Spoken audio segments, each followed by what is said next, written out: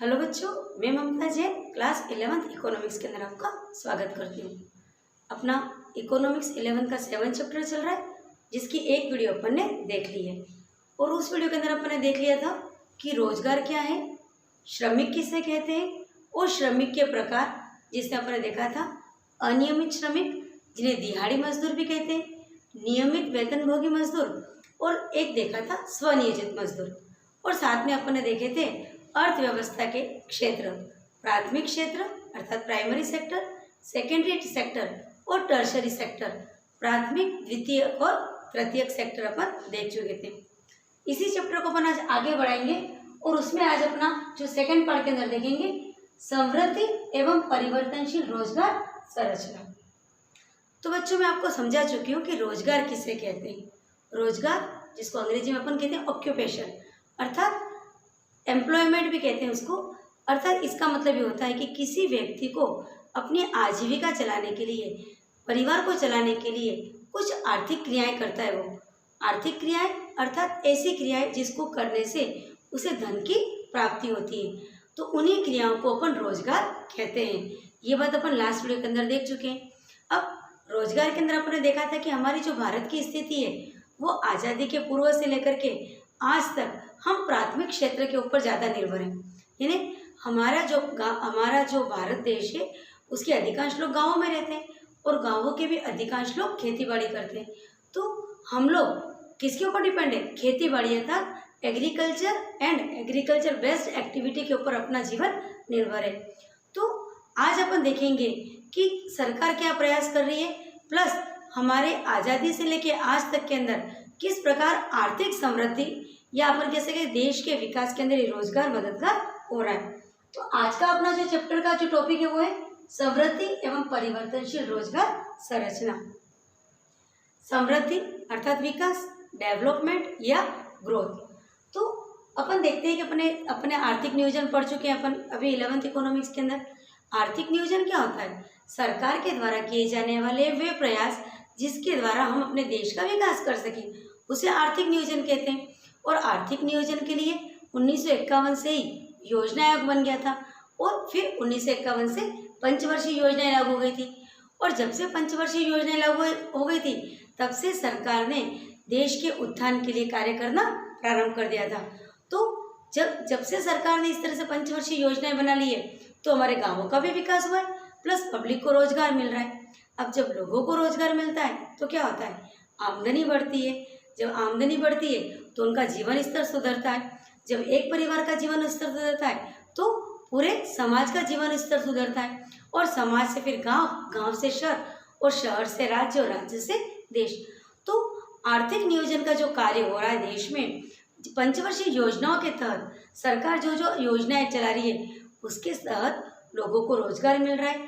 रोजगार मिलने से उनका जीवन स्तर सुधर रहा है, उनका सामाजिक जीवन स्तर सुधर रहा है, उनका आर्थिक जीवन सुधर रहा है, उनका मानसिक और शारीरिक विकास हो रहा है, जिससे उनकी तो आय बढ़ रही है अर्थात प्रति व्यक्ति आय बढ़ रही है। और प्रति व्यक्ति आय बढ़ने से राष्ट्रीय आय बढ़ रही है और इस प्रकार देश का विकास हो रहा है।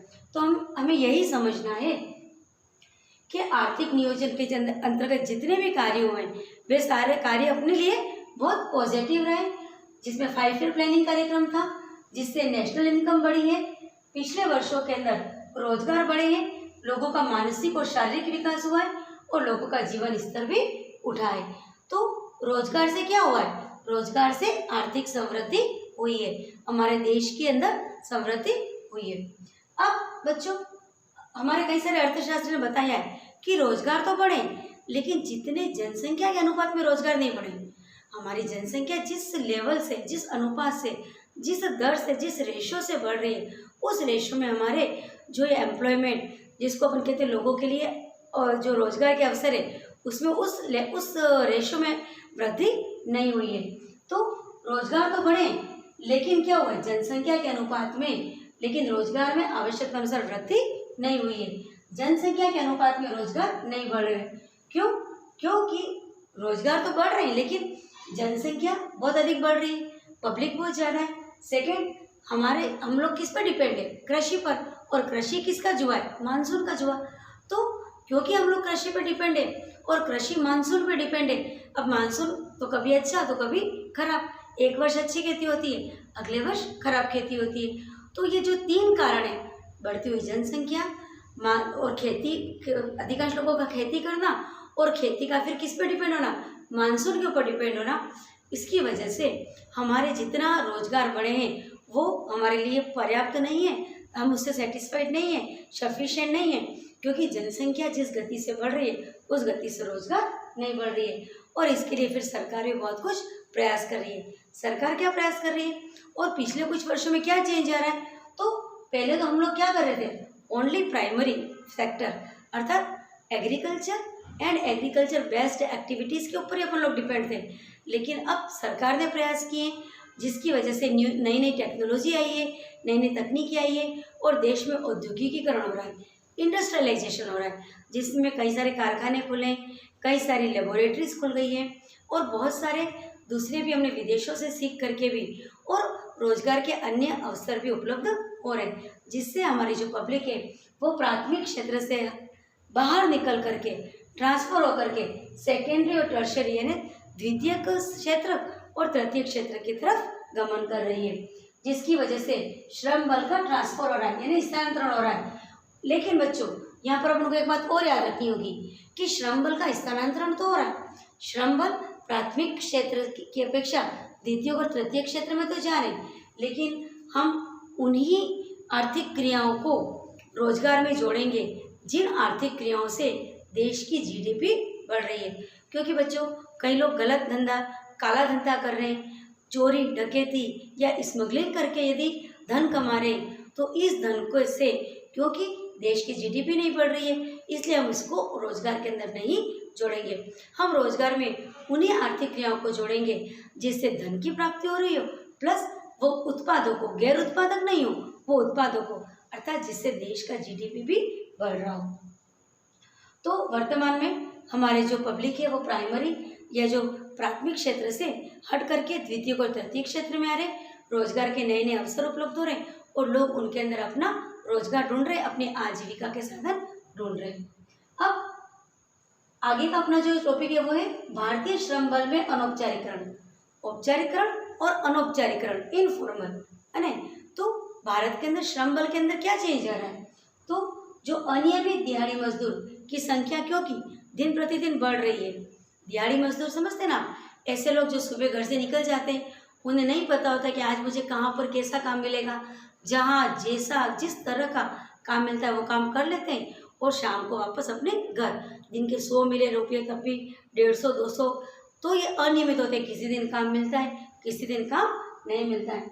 तो क्योंकि हमारे देश के अंदर अनियमित या दिहाड़ी मजदूर की संख्या दिन प्रतिदिन बढ़ रही है, तो सरकार ने क्या किया है, औद्योगिकीकरण किया है और श्रम अधिनियम 1948 जिसको लेबर एक्ट कहते हैं लागू किया है।